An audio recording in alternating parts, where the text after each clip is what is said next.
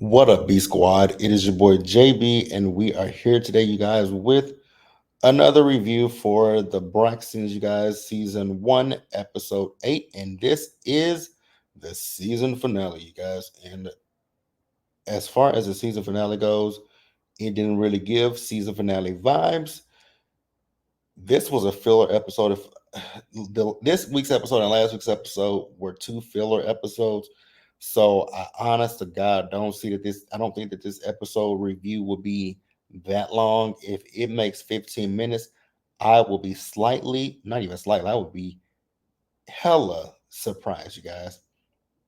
But before we go ahead and get into it, if you guys are watching this video or any other video on the channel, and you guys aren't subscribed yet, then I need you guys to do me a solid favor and stop taking me out on this date and having me pay for it at the end of it.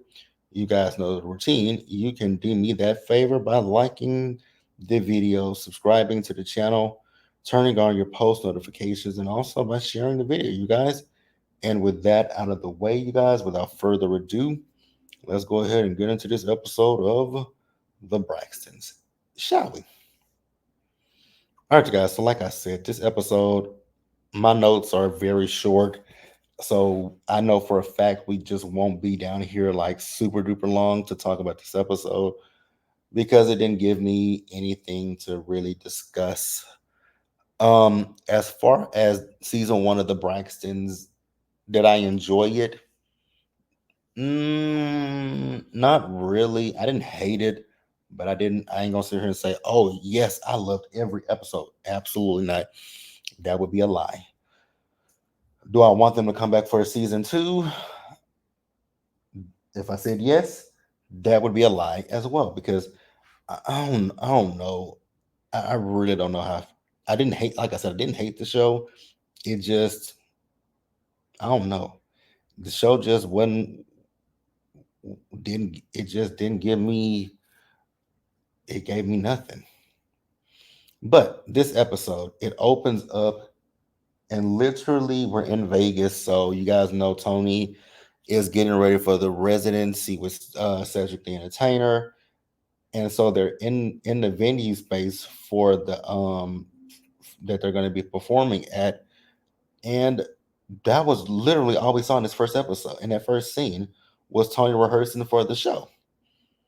I was like, okay, cool. That was it. That was it. That was all. And then we get to the next scene. So we see Trina and Vaughn. So Trina and Vaughn, they're doing their cooking show, their cooking videos. So Trina was on Instagram Live as well as she was recording it, right? So she had Miss Evelyn over there. Now I will say that the food that Trina made it did look good, right? It really did look good. I may have to go check out Trina's YouTube channel, and let me know in the comment section. Does Trina have a cookbook? I don't keep up with Trina like that, but if she does, please let me know.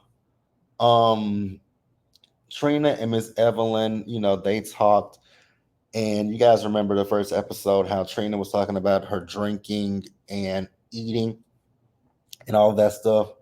Well, Trina is in a much better place. She doesn't wake up in the morning and early in the morning cooking and things of that nature. So I guess her talking to spirit has really helped her, and that is a good thing for Trina. I'm happy for her. Literally, that was all we had with this scene. The next scene we have is Tawanda. So Tawanda went down to a radio station, and Tawanda is doing an interview, and so she's promoting. She and Trina have a skincare line that's coming out, as well as she and Sean have a podcast that they're getting ready to do as well. So she's just promoting the podcast and the skincare line, right? So they talked about her alopecia, and she's talking about the fact that when she was making the skincare line, that that's when she revealed to Sean that she had alopecia, right? And I will say though, when it comes to Tawanda, right? Because I've said it plenty of times before, I like all the sisters. I like them all, right? This show for me, ugh, let's see how we can say this. the show, for me, just me speaking for only me, when it comes down to it, I will say that with Tawanda, I felt like in the first few episodes, in the first episode, yes, we did talk about her alopecia, but then after that, and again, these are my personal opinions. If you guys agree, you agree. If you disagree, then it's fine. We can agree to disagree. But after that episode, where the first episode, it just kind of felt like she stayed talking about Scratchy. Is that a bad thing? No. But I would have loved to have delved deeper into the alopecia.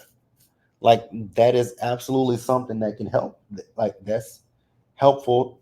Yes, the grief stuff is helpful for people who deal in grief as well, right? But the alopecia stuff is also something that I think is very helpful, right? But yeah, you guys, that's all we got from that. We can go ahead and move on to the next scene. Now, I will say the next scene, though, you guys, I'm not gonna talk about this scene like that. And I want to preference this by saying I have nothing against anybody who is into this kind of into mediums, into psychics, and all that stuff. I have nothing against people who deal with that stuff, who do that stuff, and who believe in that stuff. Right? Just for me personally, it's not something that I believe in. Right? I don't know if it's here's I don't know if what I don't know that I trust it 100%, right? Because I always feel, and these are my opinions. I'm not saying that this is what people do. This is just my personal opinion. Because grief, if you guys have never lost a sibling, never lost a parent or something, you don't know what that feels like. I have not lost a sibling. Well, yes, I have, but I lost a sibling when I was a kid, and I didn't know nothing about it. But I have lost my mom. And grief, it's the hardest thing to deal with, right? And there are days where you do want to reach, you just wish you could reach out and talk to your loved one, right? And again, this is nothing personal against the young lady who came and sat with Tamar, because Tamar was still having feelings about what happened when Trina told her that there were issues between she and Tracy, right?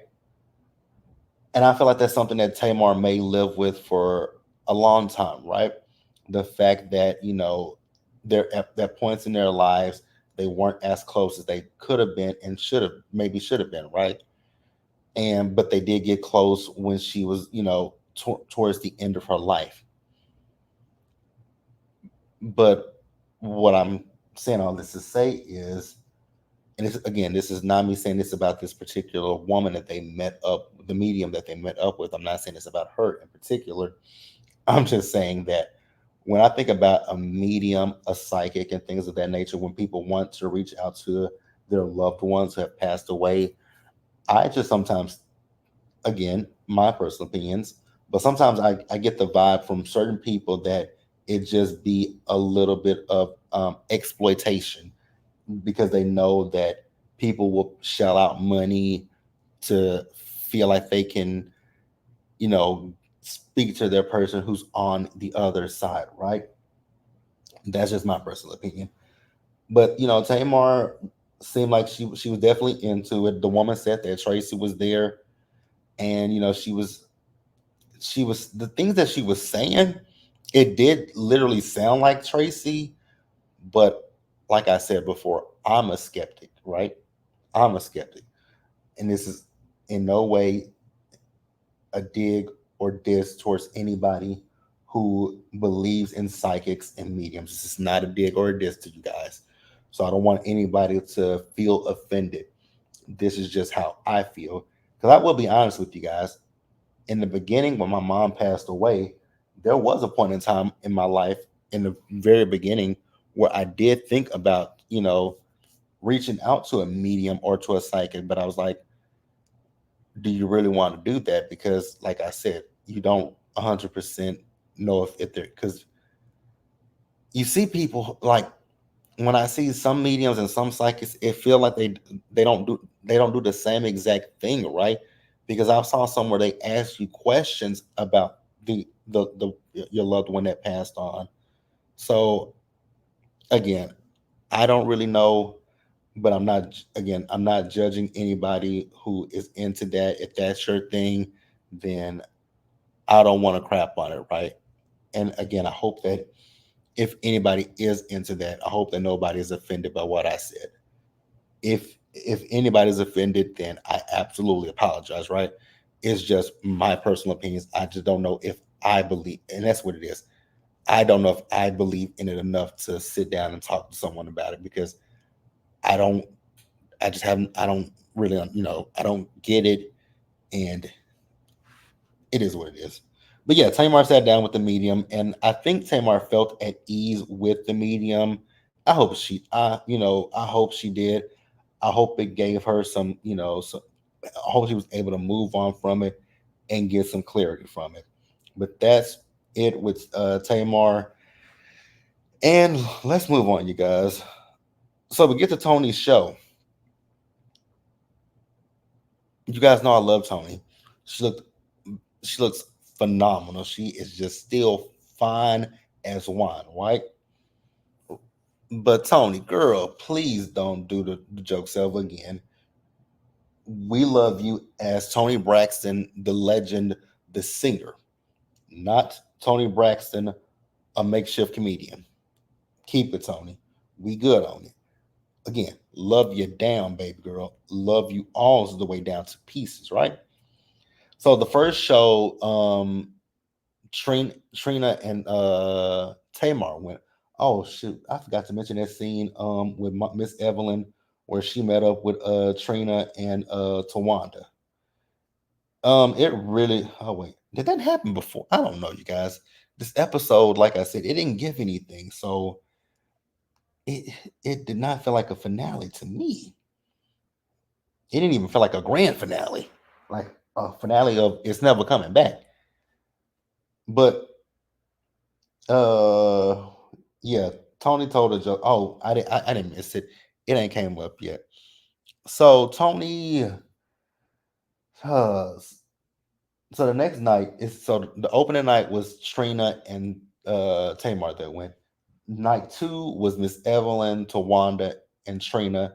They sat down with Miss Evelyn. They're talking about the fact that Cedric wants Tawanda and Trina to come on stage. They don't know what they're going on stage for. We see them as they get there and they're on the stage. Trina is talking about how nervous she is and how she feels like she has to pee. And so they get on the stage. Cedric went up there, had a little conversation with them. They talked about this toilet paper song that they have. And then Sean came on stage. And when Sean came on stage, that's when Sean proposed to Tawanda, and Tawanda said yes. And that was literally the episode. I was like, wow, this was an interesting finale. I'm used to a season finale. You know, it ain't got to end with a big bang, but I mean, yeah, y'all, I don't know how I felt about it. You guys can definitely tell me what you think and feel in the comments section and then down below. But yeah, you guys, that was season one of the Braxtons. Yeah, I don't really know how I feel. I know for a fact I don't really need a season two of this show. But like I said before, if they do get a season two, I'll come back for sure. I'll definitely come back. They just gotta, I would prefer, something I noticed in this, it ain't even that I noticed it in this episode. I've noticed it after Tamar said that she was just a friend to the show. Tamar is a friend to the show, and so is Tony. So is Tony. Because we mostly focus on Trina, Tawanda, and Miss Evelyn. We don't talk about much about Tony and Tamar. But yeah, you guys, that's the episode. Leave your comments down in the comment section below. Subscribe to the channel, turn on your post notifications, share the video, you guys. Until next time, stay safe, take care of yourselves, wash your hands, be blessed, and I'll see you guys in the next one. And I made 15 minutes. Don't know how I did that, but I'll see you guys later. Bye, guys.